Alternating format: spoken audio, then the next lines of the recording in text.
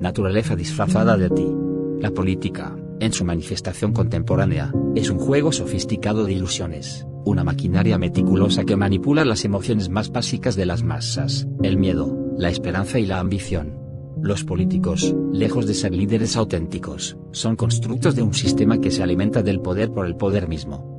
Su verdadera función no es resolver los problemas de la sociedad, sino mantener el control sobre ella. La democracia, tantas veces enarbolada como un ideal absoluto, se ha transformado en un teatro donde las elecciones son simples simulacros, y los actores, aunque cambien de rostro, siguen representando el mismo guión. Este guión, escrito con las plumas de la historia, tiene como protagonistas a los que supieron convertir el control de las almas en un arte. Desde la antigüedad, los políticos han entendido que la división es su herramienta más poderosa. En Roma, se utilizaba el concepto de divide et impera, divide y vencerás, para fragmentar los territorios conquistados, asegurando así que las facciones enfrentadas dependieran del poder central. Hoy, aunque las espadas y los escudos han sido reemplazados por discursos y algoritmos, el principio sigue siendo el mismo. El político moderno no es un guerrero, sino un estratega de la percepción. Domina el lenguaje de las emociones colectivas y utiliza la tecnología para amplificar su alcance. En 2018, el escándalo de Cambridge Analytica reveló cómo los datos personales de millones de usuarios de redes sociales fueron utilizados para manipular elecciones.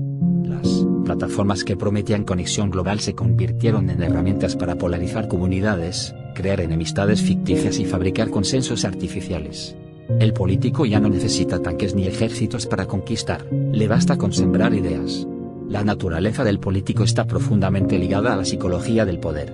Estudios recientes en neurociencia, como los realizados por Dacher Keltner y la Universidad de California, han demostrado que el poder tiene efectos devastadores en la empatía humana.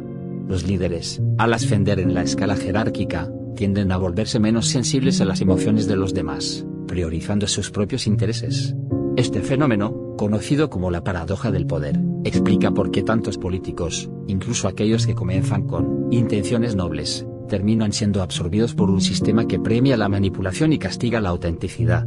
Una de las mayores tragedias de la política es su capacidad para deshumanizar tanto a los líderes como a los liderados. El político, atrapado en su propia narrativa de éxito y dominación, pierde contacto con su esencia. Un ejemplo paradigmático es el caso de Adolf Eichmann, un alto funcionario nazi que, durante su juicio en Jerusalén, afirmó que simplemente seguía órdenes. Hannah Arendt, en su célebre obra Eichmann en Jerusalén, un informe sobre la banalidad del mal, expone cómo la burocracia política puede convertir a un ser humano en una herramienta desprovista de conciencia. Eichmann no era un monstruo en el sentido clásico, era un hombre común que, en su obediencia ciega, encarnó el mal más aterrador, aquel que opera sin cuestionamientos. Pero no es necesario remontarse a la historia para encontrar ejemplos de esta deshumanización. Hoy, la crisis climática es un recordatorio doloroso de cómo la política se ha vuelto incapaz de responder a los desafíos existenciales. Los líderes mundiales se reúnen en cumbres internacionales, firman acuerdos simbólicos y posan para fotografías, mientras los incendios forestales, las inundaciones y el derretimiento de los polos continúan. En 2021, durante la COP26, activistas climáticos señalaron que los compromisos asumidos por las naciones más poderosas eran insuficientes para evitar un colapso ambiental.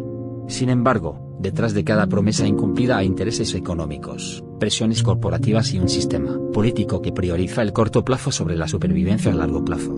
La política, en su estado actual, es una manifestación de nuestra desconexión colectiva.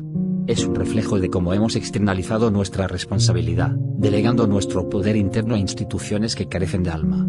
Los políticos son espejos de nuestra apatía, de nuestra tendencia a buscar soluciones externas en lugar de transformar nuestra realidad desde adentro. Si queremos un cambio auténtico, no podemos esperar que venga desde las estructuras que perpetúan el problema.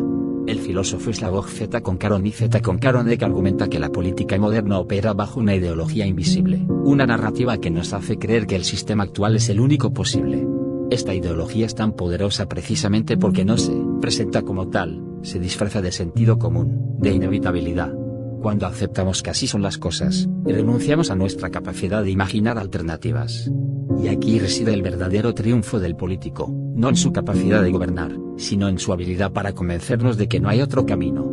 Sin embargo, existen destellos de esperanza en los márgenes. lejos de los focos del poder. Movimientos como Extinction Rebellion, comunidades indígenas que defienden sus territorios y redes descentralizadas de activismo están demostrando que otro tipo de liderazgo es posible. Este liderazgo no se basa en el control, sino en la colaboración, no en la manipulación, sino en la autenticidad. Es un liderazgo que surge desde abajo, desde el corazón de las comunidades, y no desde las alturas de las instituciones.